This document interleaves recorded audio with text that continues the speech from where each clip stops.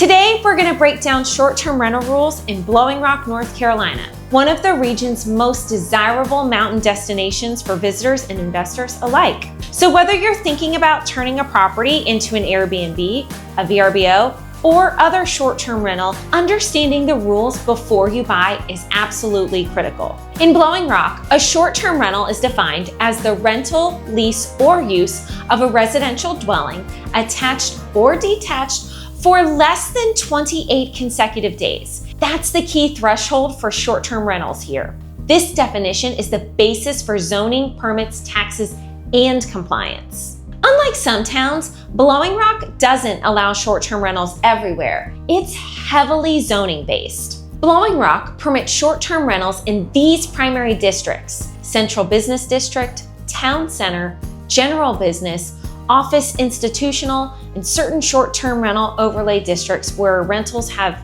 historically existed. So if your property is in a typical residential zone without overlay designation, whole home short-term rentals may not be permitted, meaning you can't legally operate a short-term rental there.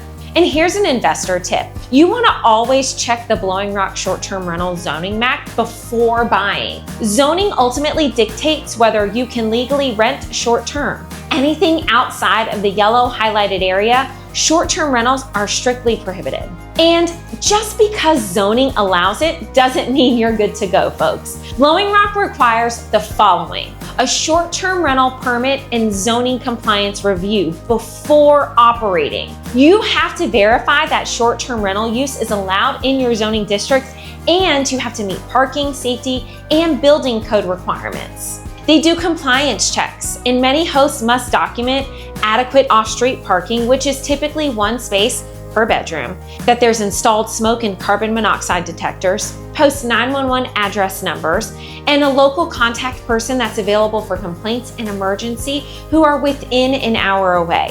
Failing to meet these can impact your ability to obtain or even renew your permit.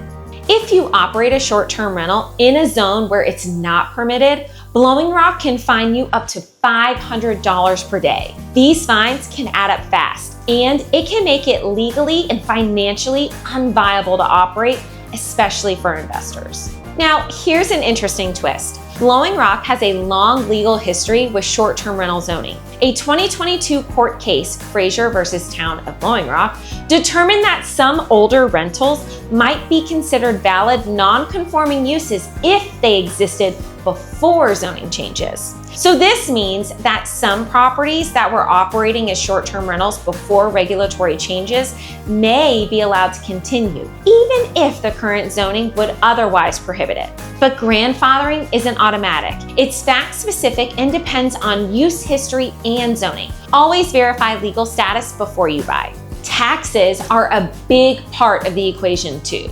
Blowing Rock levies a 6% occupancy tax on gross receipts from stays under 90 days. This is going to apply to Airbnb, VRBO, and direct bookings. You're also responsible for the North Carolina sales tax on rental income if you rent more than 15 days a year, even if a platform collects some taxes automatically. And there's a filing deadline of your occupancy tax returns, and that's typically due monthly by the 20th for the previous month's rentals. If you miss your tax filing or payments, it can lead to penalties and interest, so just make sure you're paying it on time. So, what if you're outside Blowing Rock town limits in Watauga County? Those taxes still apply. You're still going to owe an occupancy tax through county tourism districts and state sales tax. You have HOA and private rules, and those HOAs can independently restrict or even ban short-term leases, even where town or county codes allow them. So make sure you're reviewing those CCRs before you invest in the home. Here's what investors should take away from this video. Zoning is the starting point. If your property isn't in an allowed district, you may have no legal path to operate your short-term rental. Permits matter. You must comply before you list. Fines can destroy returns, and illegal rentals can cost hundreds of dollars per day. Taxes are real and ongoing, folks. Always account for occupancy and sales tax. HOAs can still restrict you. Always check those CCRs. Bottom line, Inside Blowing Rock town limits, zoning, permit, tax compliance are must-dos. And outside town limits, HOA rules still apply and accountability is still real.